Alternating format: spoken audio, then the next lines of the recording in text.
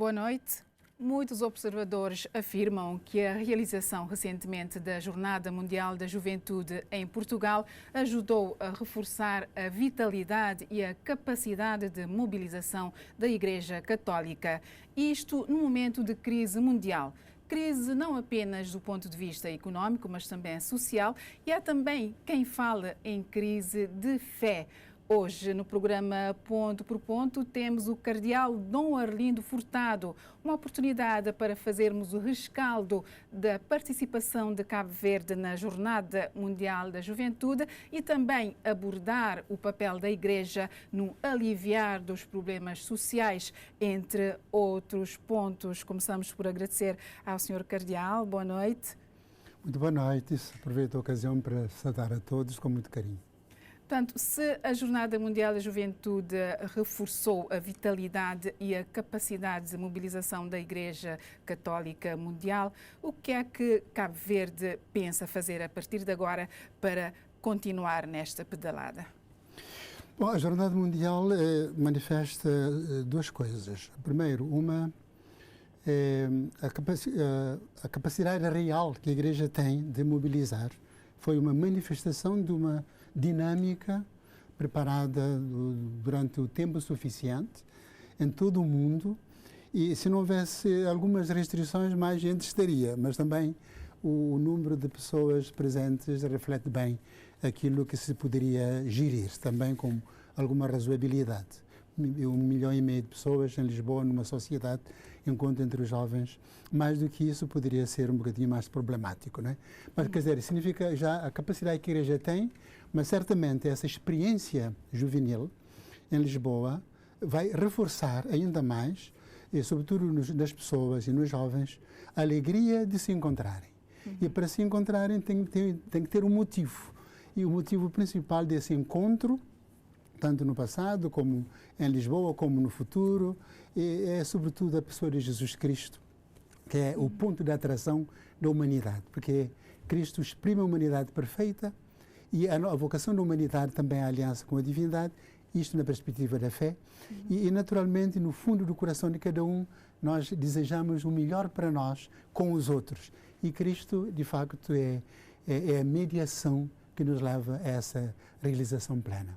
E a Igreja Católica Cabo-Verdiana já tem um plano para continuar a dar mais vida à Igreja Católica?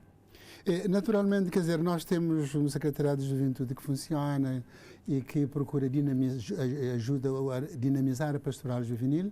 Temos os secretariados paroquiais que funcionam e, naturalmente, com essa experiência, nós já vamos, quando chegarem todos, ainda não chegaram todos, nós vamos fazer uma avaliação do que foi, e vamos continuar a dinâmica, porque houve uma pré-jornada em que houve muita mobilização de encontro, de reflexão, de retiro, de oração, de convívio, e tudo isto, quer dizer, exige de nós também, no período pós-jornada, dar continuidade a essa dinâmica com conteúdos, porventura também sugeridos, emergentes, da própria experiência da jornada e também de acordo com a mensagem que o Papa Francisco transmitiu aos jovens, transmitiu à Igreja para agora e para os próximos tempos.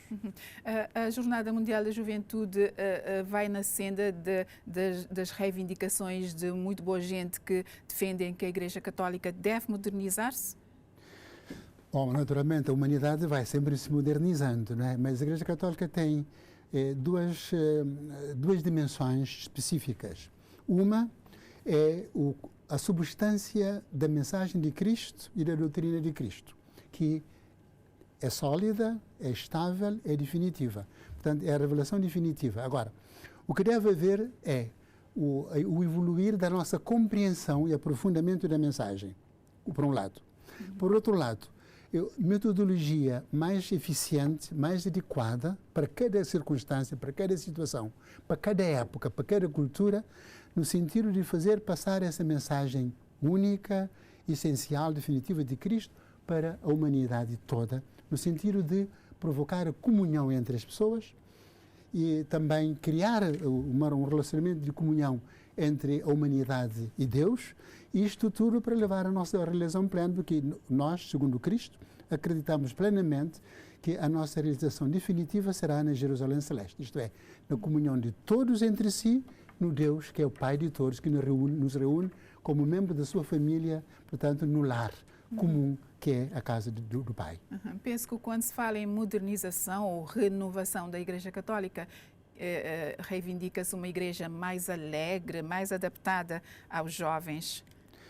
Naturalmente, isto faz parte, portanto, do reflexo de que Cristo está presente. A alegria, a esperança, a resiliência, a convicção, a paciência, o amor, tudo isto é reflexo de que Cristo está. E quando Cristo está e é acolhido e é percebido, naturalmente o próprio Espírito Santo age em nós para sermos transmissores dessa alegria, porque Cristo, como diz São Paulo, é a nossa alegria, é a nossa paz. Portanto, quando nós estamos cheios de Cristo, naturalmente isso deve refletir-se na nossa atitude e na qualidade do nosso relacionamento. Se nós somos tristes, estamos fechados em nós mesmos, somos pouco alegres, quer dizer que o nosso coração tem uma dimensão que está fechada a Cristo, a luz. Cristo é luz, Cristo é alegria. Portanto, quando nós, cristãos, nos mostramos tristes, desesperançados, é porque o nosso coração não está totalmente aberto a Cristo. Agora, naturalmente, a maneira como manifestar essa alegria, como dinamizar essa alegria, como partilhar essa alegria, são metodologias para fazer passar a mensagem fundamental de que Cristo, que é a nossa alegria, a nossa salvação, a nossa esperança, está presente, é acolhido em pleno e Ele age através de nós para contagiar os outros. Portanto, uma igreja triste, como se costuma dizer, um santo triste é um triste santo. Uma igreja triste é uma triste igreja. Não corresponde ao ideal de Cristo que, apesar de a igreja viver em situações difíceis, nós devemos manifestar a alegria e a esperança de que tudo vai ser ultrapassado para que Cristo reine com seu amor nos nossos corações. E a Igreja Católica Cabo-Verdiana está se adaptando aos novos tempos? Tentamos. A igreja tem, por um lado, a presença de Cristo e do Espírito Santo que a conduz. Por outro lado, tem outra parte colaborativa, que é a parte humana. Nós, humanos, somos frágeis, somos imperfeitos, somos pecadores e falhamos muito, mas temos a certeza que, apesar das nossas falhas, das nossas deficiências, o Espírito Santo acabará por prevalecer, porque a obra é sobretudo de Deus. Na Jornada Mundial da Juventude, o Santo Padre falou muito a questão dos jovens serem corajosos, não terem medo e de não serem indiferentes ao sofrimento. Como é que a juventude cabo-verdiana está dentro deste retrato traçado pelo Papa? Olha, há de tudo, não é? Portanto, para sermos resilientes, sermos corajosos, há duas coisas. Há um trabalho pessoal que cada um tem que fazer e ninguém pode fazê-lo por nós, que é reforçar a nossa relação com Cristo para que, no meio das dificuldades da vida, das pressões sociais, das inseguranças do ambiente em que vivemos, tudo isto, nós, alicerçados em Cristo, como a casa construída sobre a rocha, estarmos seguros de que com Cristo havemos de vencer. Portanto, essa primeira atitude pessoal de coragem, porque a nossa vida está alicerçada em Cristo. Nada nos poderá abalar, por um lado. Né? Por outro lado, nós estamos atentos àquilo que se passa à nossa volta. Sabemos que outros que estão ao nosso lado também sofrem. Então, com essa experiência de relação de aliança com Jesus Cristo que está em nós, nós devemos levar essa força, essa resiliência, essa coragem também àqueles que estão ao nosso lado. E é aí que não devemos ser indiferentes. Para não sermos indiferentes perante o irmão ao meu lado que sofre, é preciso que eu sinta que a minha vida está firme em Jesus Cristo. E Ele que nos dá a força cada dia, cada momento. É nele que bebemos, é nele que nos alimentamos. Então partilhamos aquilo que recebemos de Jesus Cristo também com os outros que estão tristes, que estão desanimados, para os prevenirem e os ajudarem a perceber que, unidos entre nós, em Cristo, e com a presença de Cristo em nós, havemos de vencer, porque toda a história de Cristo, toda a história da Igreja nos demonstra isso mesmo. Portanto, Cristo é a nossa força e a união, a solidariedade, a fraternidade, tudo isto nos ajuda a estarmos mais fortemente unidos para vencermos os desafios da vida, porque Cristo não nos abandona. Eu estou sempre convosco, todos os dias, nos garante o Senhor. E que balanço o Sr. Cardeal faz da participação de Cabo Verde na JMJ? Olha, houve várias fases, quer dizer, o grupo dos cabo-verdianos foram, e no primeiro dia estiveram alojados em Leiria. Depois, em Leiria tiveram encontro, convívio, confraternização com os jovens de algumas paróquias, portanto, de Leiria, conforme já estava previamente combinado. Depois, no dia seguinte, foram transferidos para entroncamento. Também tiveram várias sessões de catequese, segundo o tema já pré-escolhidos e conferencistas também pré-selecionados. Depois tiveram um momento de convívio também, onde a nossa cultura, a nossa música, tudo esteve presente, partilhando com jovens de outras procedências e também, do lugar do entroncamento. E depois vieram a Lisboa precisamente para o encontro com o Papa. Portanto, a fase antes do dia do encontro, da vigília. Da vigília e encontro com portanto, de celebração do dia da jornada, foi que cada grupo fez em dioceses ou em lugares diferenciados. Portanto, em Lisboa, aquela concentração de 1,5 milhão de pessoas foi precisamente a partir da vigília de oração e depois no dia propriamente de coisa. Nossos jovens são muito felizes. O chefe da delegação ainda não chegou, virá no dia 25, mas falei com outros membros do secretariado que faziam parte da direção. Disseram que foi maravilha. E, naturalmente, a cultura cabo-verdiana também foi, portanto, passada para outros e, como nós sabemos, a nossa cultura, a nossa música, tudo isso é muito bem apreciado pelos outros. E a presença de Cabo Verde, portanto, que se alarga, portanto, no nível de conhecimento junto de nossos concidadãos do mundo de outras paragens e assim se alarga o horizonte do conhecimento mútuo e naturalmente da confraternização também. Uhum. Quantos integrantes compunham a delegação de Cabo Verde? No total de Cabo Verde eram 913 participantes, se não estou em erro. Mindelo tinha cerca de 200, um pouco menos de 200 participantes, a maioria pertence à Diocese de Santiago de Cabo Verde, 700 e tantos. Né? Uhum. Mais de 600 participantes eram da Diocese de Santiago de Cabo Verde. Uhum. Sr. Cardeal, e quanto à polémica sobre o não regresso de participantes de Cabo Verde, que muitos chegaram em Portugal, desapareceram, não participaram nas atividades, como é que explicações dá? Eu só posso dar, por agora, uma explicação parcial, né? Uhum. Mas, quer dizer, o problema foi levantado, digamos, sem ter um fundamento plausível, né? O que aconteceu? A primeira reação de que houve fugitivos dentro dos cabo-verdianos. O que aconteceu? O voo chegou tarde a Lisboa, o último voo. Chegou tarde a Lisboa, com o último grupo, chegou tarde, então deviam ir a deslocar-se a Leiria e para logo no dia seguinte, de manhã, virem de Leiria para entroncamento. Uhum. Então, o que é que o grupo decidiu? Decidiu já não ir a Leiria, porque não valia a pena, era noite dentro, quando puderam sair do aeroporto.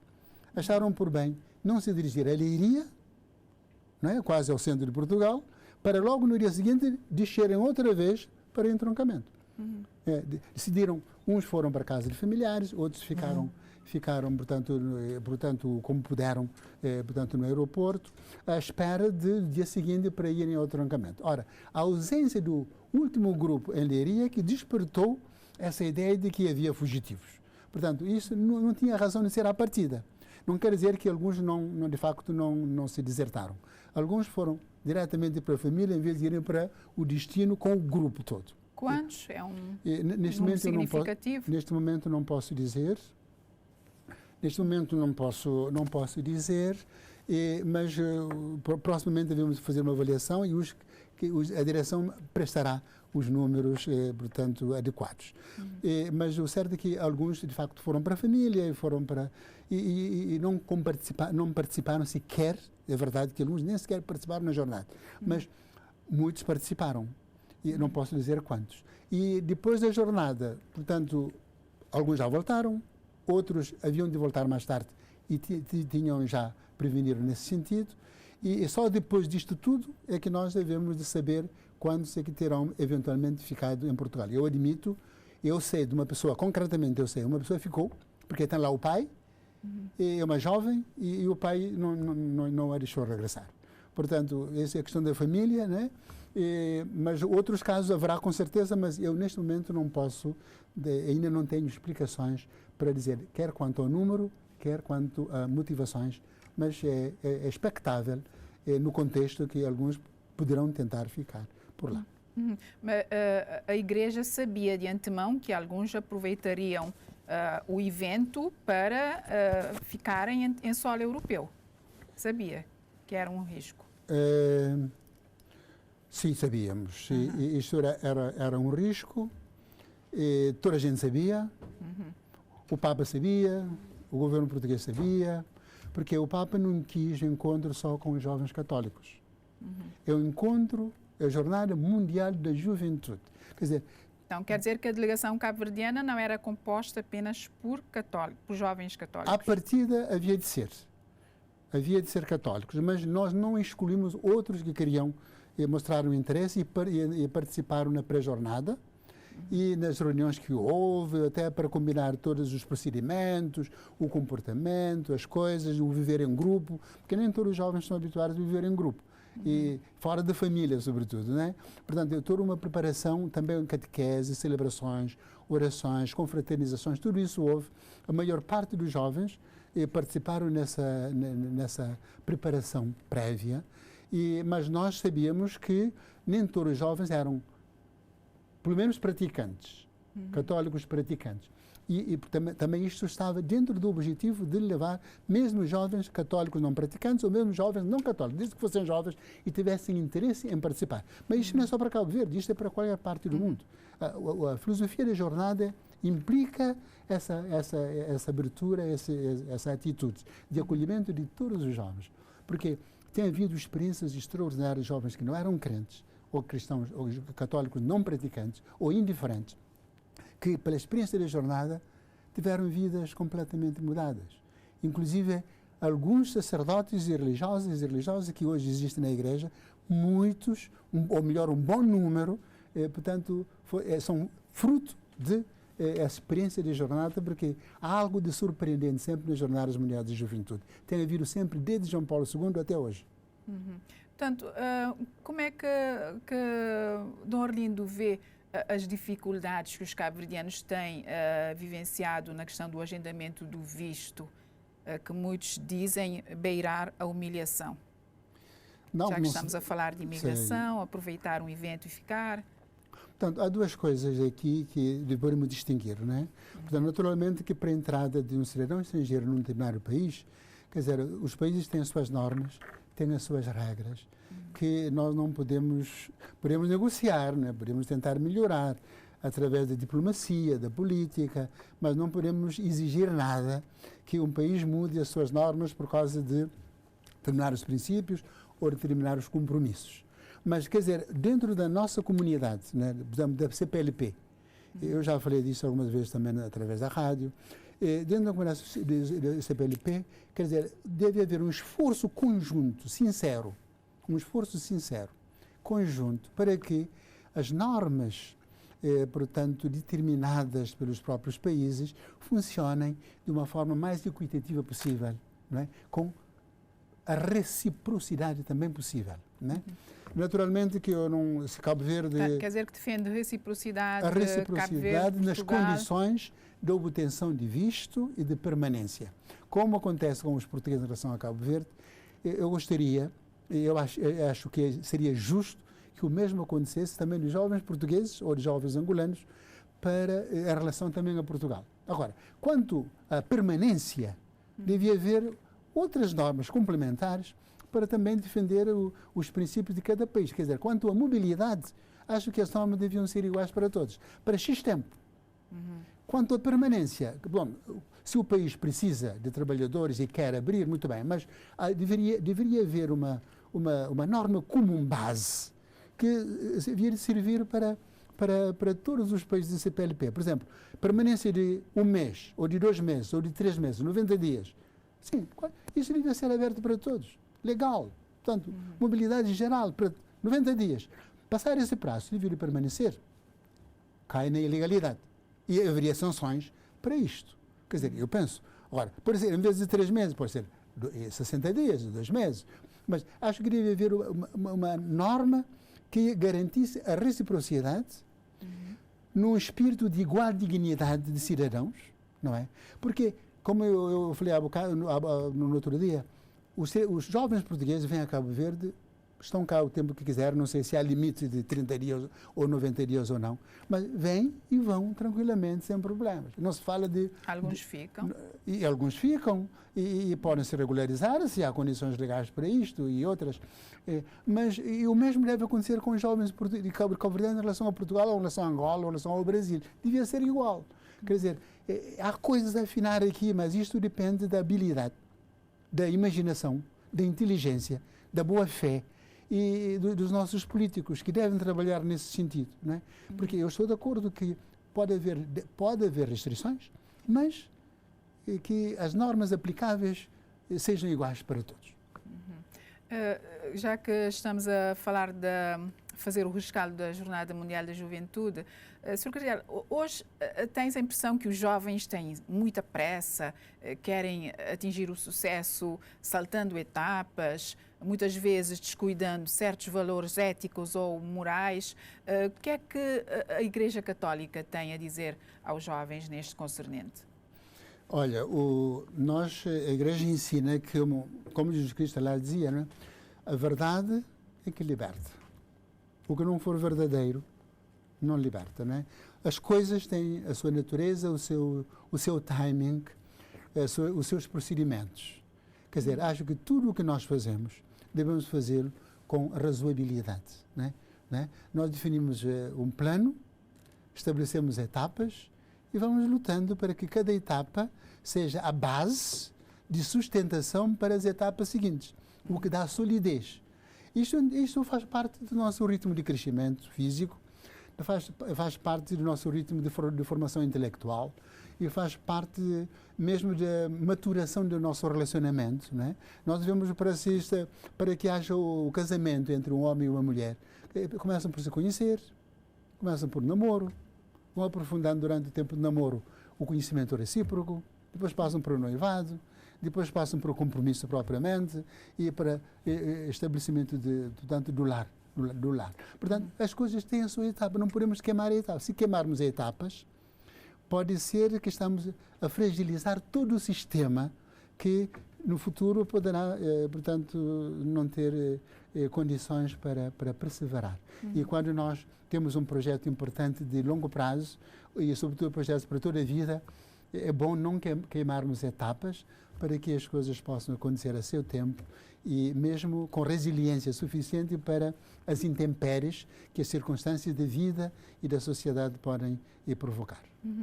Há muita pressa em se ter bens materiais. Onde está o equilíbrio, o meio termo entre o bem material e a parte espiritual? Olha, o problema muitas vezes está na concepção do que o homem é, né?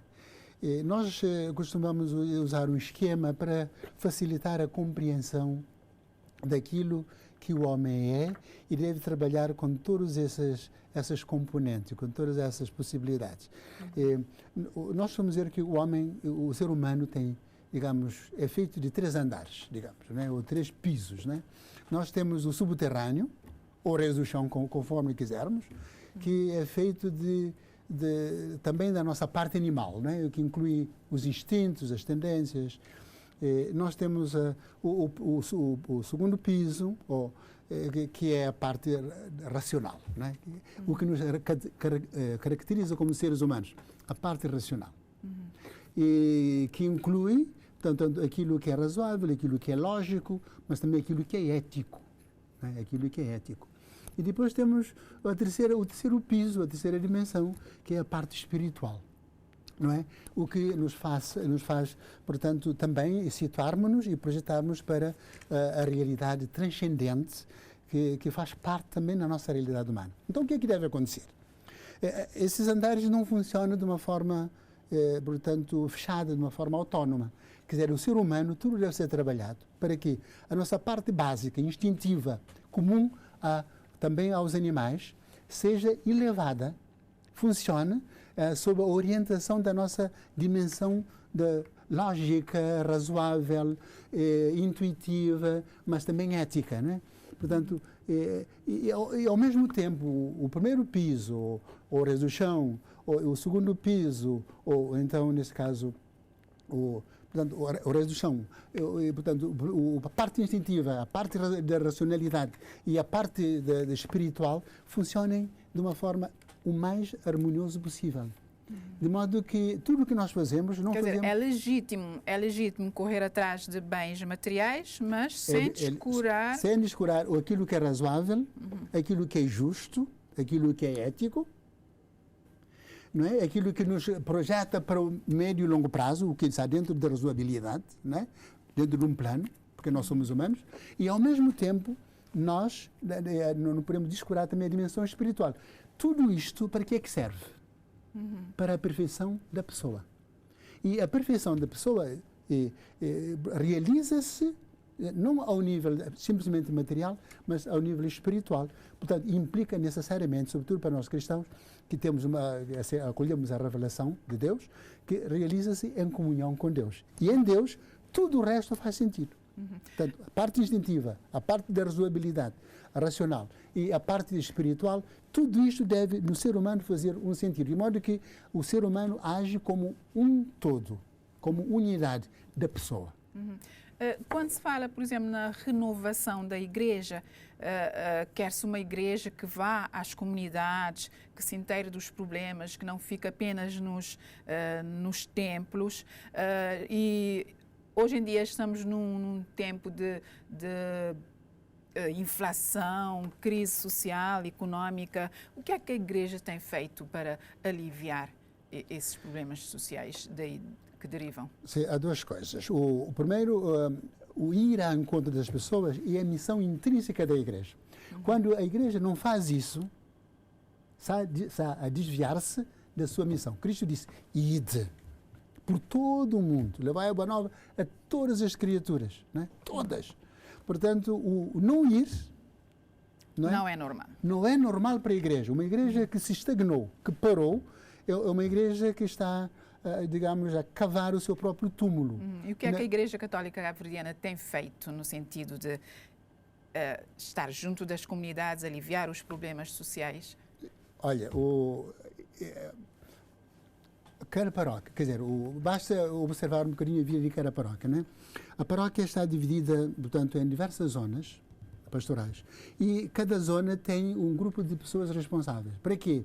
Para que as pessoas, portanto, sejam próximas de outras pessoas, tanto ao nível da catequese, como ao nível de orações, quanto ao nível de acompanhamento de doentes e idosos, quanto ao nível de grupos juvenis, não é?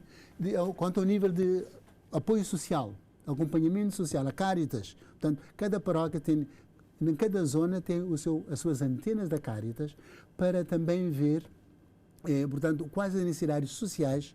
Sociais não é apenas a nível material de alimentação, mas também o problema de conflitos relacionais na própria família, apoio emocional, e apoio na formação dos filhos, apoio mesmo na questão de, quando é possível, de melhoria das condições de habitação. Quer dizer, há todas as formas de apoio social e humano. Portanto, cada paróquia está empenhada nesse sentido.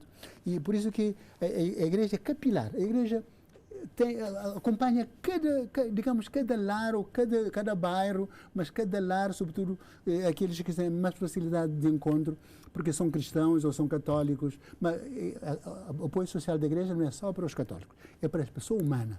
Portanto, não exclui ninguém.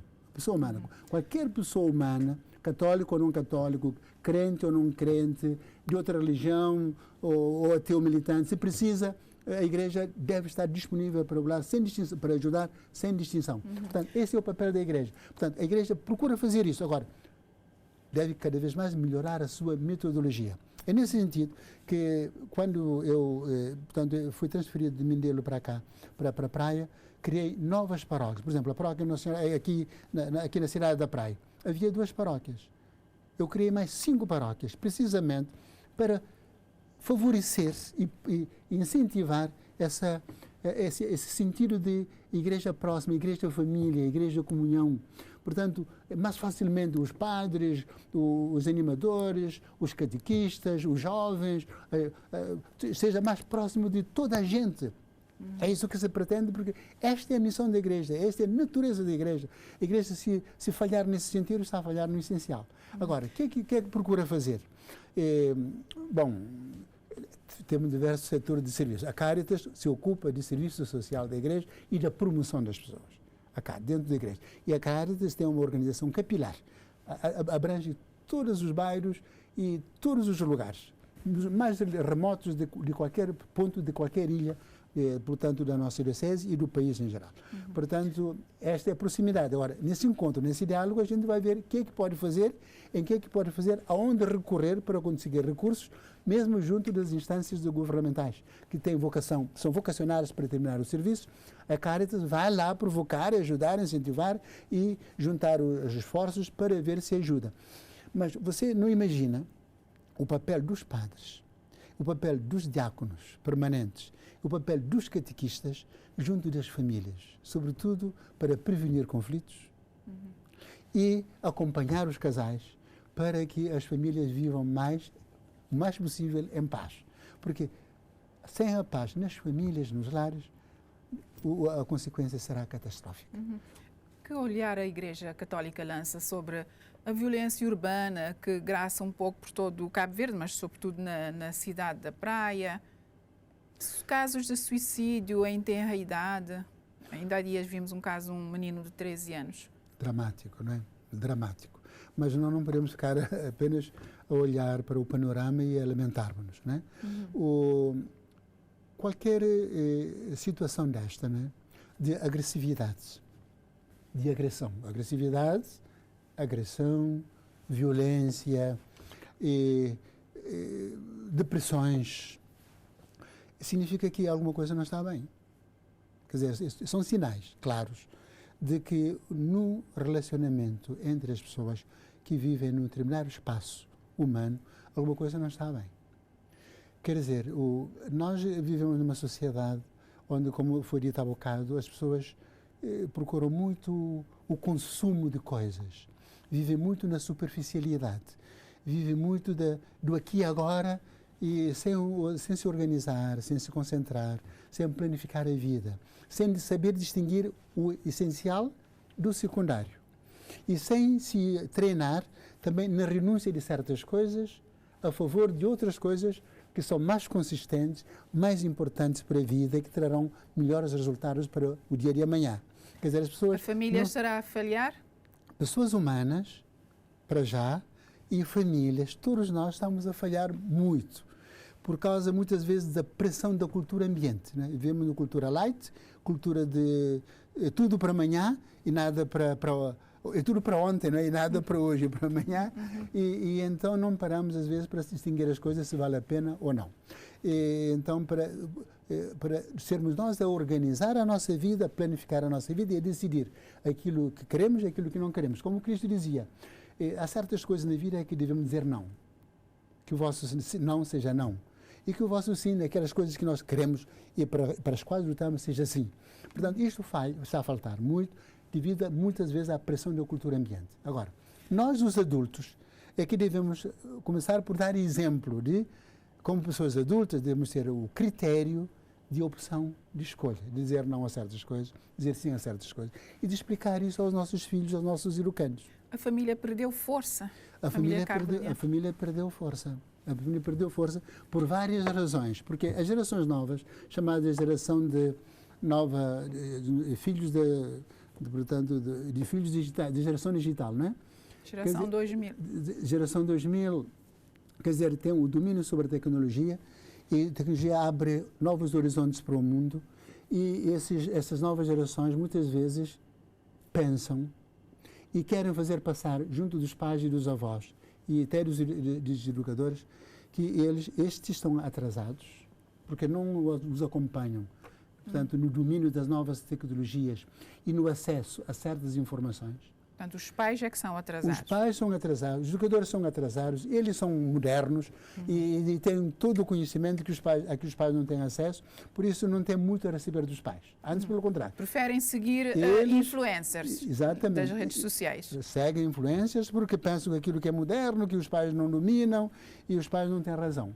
E, portanto, isto... Ainda há dias vi uma reflexão que dizia que antigamente os nossos influencers eram nossos pais, nossos tios, avós, vizinhos e agora são desconhecidos nas redes sociais que muitas vezes não têm nada na cabeça.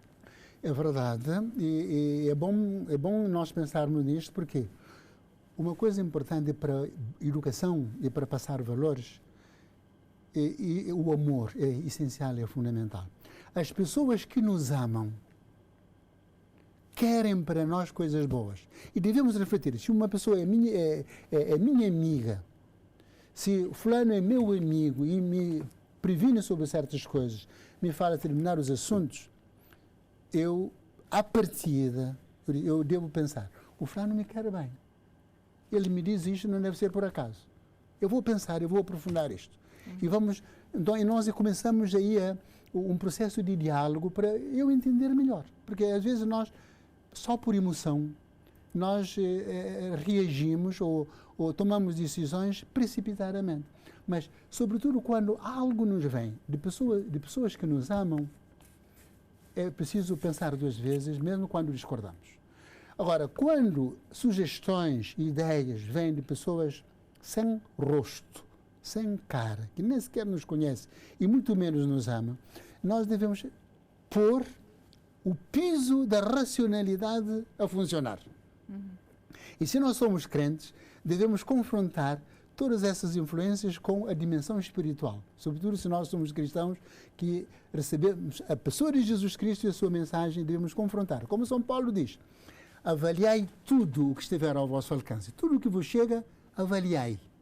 Sobre que critérios?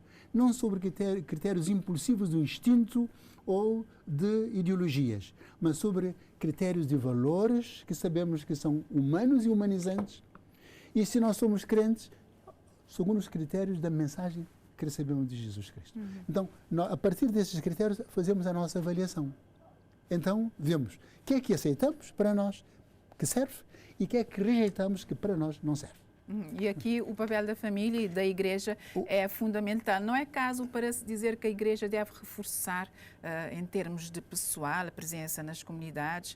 Nota-se que há menos padres hoje em dia, menos jovens a enveredar pelo sacerdócio. Há crise de vocação? Duas coisas. Assim, de facto, a Igreja sempre deve se organizar e reforçar-se para o cumprimento desse papel. Nunca, já no tempo de Cristo, Jesus dizia, né? Orai e pedi ao Senhor da messe que mande mais trabalhadores para a messe. Cristo já dizia isso, e isso continua a ser uma realidade para a Igreja ao longo da história.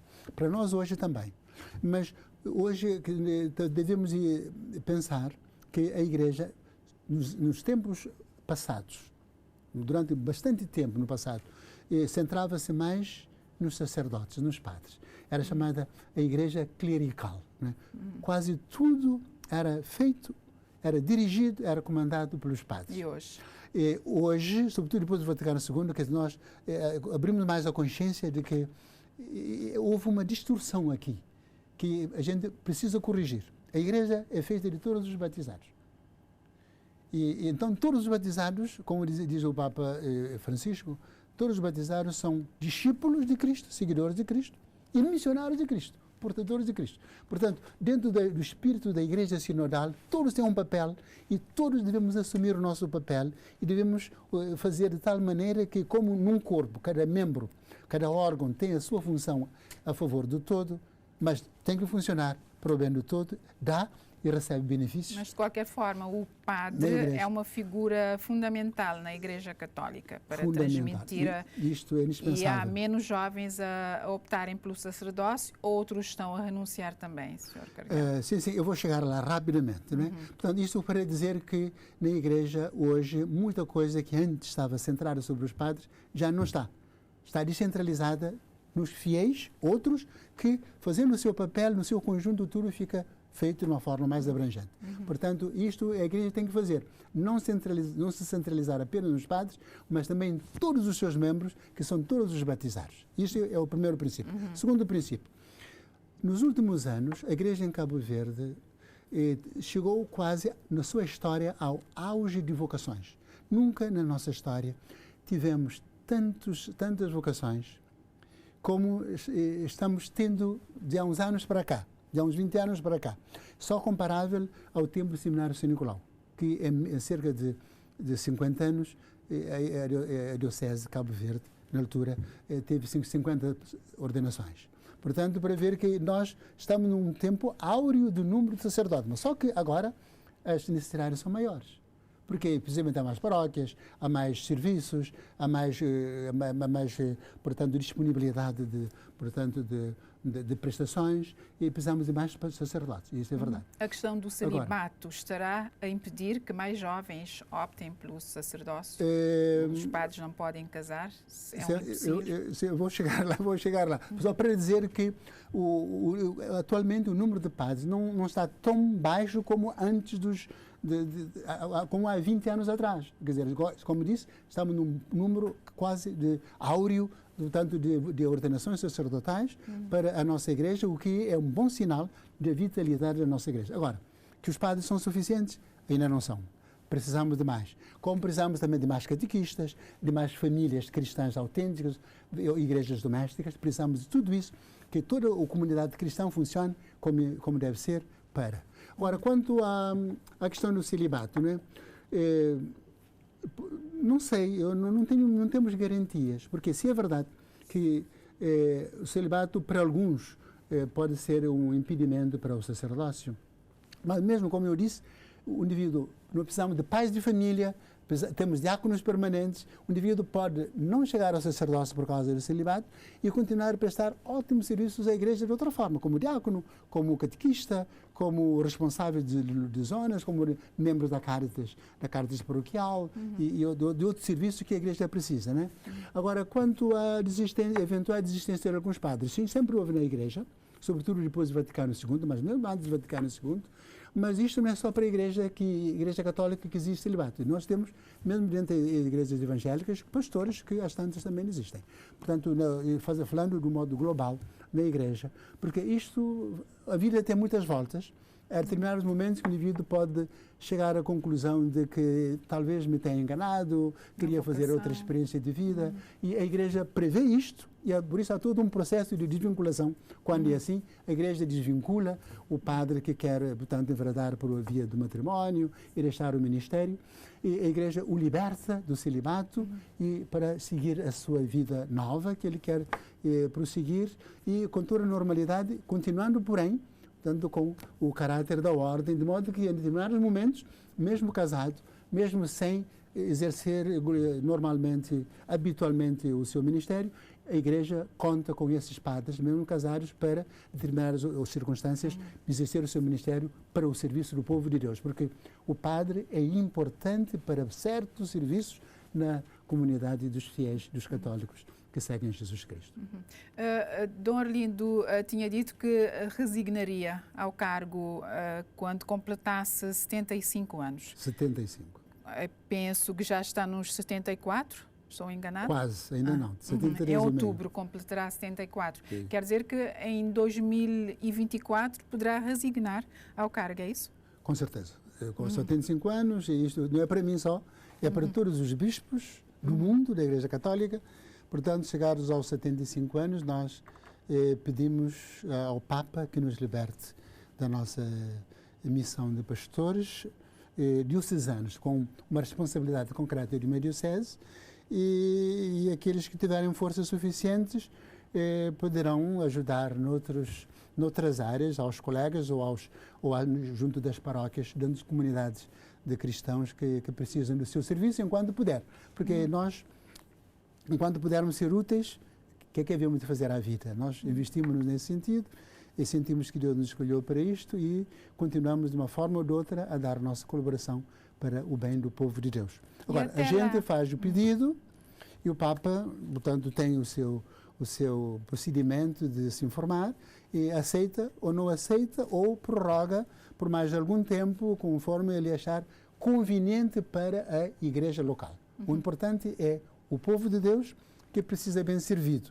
Se o Papa achar que o indivíduo ainda pode, durante 6 meses, durante mais 1 ano ou 2 anos, portanto, continuar a servir o povo de Deus, ele diz, olha lá, eu recebi, muito bem, e agradeço, mas te peço para continuar mais algum tempo, até a ordem em contrário, né? Então, e pode até dizer, lá, sim, até a eventual resignação, qual é o seu objetivo principal? Por exemplo, não pensa trazer o Papa a Cabo Verde? Quer dizer, agora, com o Papa Francisco, não tenho mais esperança, né? Eu vou ser franco, direto, porque já houve várias tentativas, já tive vários encontros pessoais com o Papa. Ele gosta muito de Cabo Verde, mas ele, por princípio, a Igreja Católica é grande, não é? Por princípio, ele visita aos lugares mais críticos, mais problemáticos, para precisamente levar força, coragem, esperança, consolação às pessoas, ao grupo humano que mais precisa, né? E mesmo em situações muito dramáticas, como foi o caso de visita à República Centro-Africana, portanto, ele procura, portanto, visitar lugares que mais precisam. Ele faz uma seleção nesse aspecto, como se diz, a seleção positiva, não é? Discriminação positiva para aqueles que mais precisam, porque aqueles que precisam de mais força, de mais ânimo para poderem enfrentar os desafios e seguirem em frente. Em Cabo Verde, eu não tenho esperança que o Papa Francisco já venha com as limitações que tem e com o programa que já tem, né? Ele vai agora a Marselha, depois vai a um país lá do Extremo Oriente. De modo que não me parece que ele venha. Tem o Sínodo dos Bispos, agora no próximo mês de outubro e no outubro de 2024 também, mas ele não está para grandes deslocações, mas gostaríamos que viesse. Agora, ao menos que sejamos capazes, não digo eu, que nós, Cabo Verde, sejamos capazes de fazer vir o Papa, pelo menos no ano jubilar de 2033, que a Diocese celebra 500 anos. Espero bem que nessa altura que não haja dúvidas de que o Papa possa nos visitar e trazermos o ânimo para continuarmos a nossa história aqui nessas terras. Só para terminar, muito rapidamente, o Papa João Paulo II esteve em Cabo Verde em 1991? 90. E a Igreja tem aquele espaço Cruz de Papa. Por que é que a Igreja não aproveita mais aquele espaço como local para eventos, local de peregrinação? Só para terminar assim muito rapidamente. Uma boa abordagem, um bom assunto. Nós temos um projeto misto, um santuário João Paulo II. O projeto já está em elaboração. O projeto João Paulo II e condições de acolhimento de pessoas que vêm. Sobretudo será o santuário juvenil. Um santuário, sobretudo para os jovens, onde os jovens podem se encontrar, podem conviver, podem rezar, podem receber formações. Portanto, é sobretudo um espaço dedicado aos jovens. E para quando este projeto? Quando vai sair do papel? O nosso problema não é elaborar projetos, que temos arquitetos e temos pessoas que colaboram com ideias. Nosso problema é o financiamento. Nós temos várias prioridades na Diocese. Nós precisamos urgentemente de uma casa sacerdotal para receber os padres que se reformam, o bispo que entra na reforma, os padres em convalescença, né? Portanto, para isso, para nós, é um espaço, é prioridade das prioridades. Ainda não o fazemos, não o construímos por falta de meios materiais e estamos a trabalhar nesse sentido. E a seguir, nós com certeza trabalharemos um santuário mariano, que será a Bahia, e a seguir, em terceiro lugar, seria propriamente o santuário João Paulo II, santuário para os jovens, ficará na zona de Cruz do Papa. Do Cruz do Papa, no terreno já identificado. Qual é o horizonte temporal para... Eu espero que no horizonte desses 10 anos, até o ano jubilar de 2033, possamos ter de pé Santuário de Senhora da Luz, Santuário de João Paulo II e, pelo menos, casa sacerdotal para acolher os padres e os bispos que investiram a sua vida ao serviço da Igreja e depois estão a preparar-se para a partida para a casa do Pai.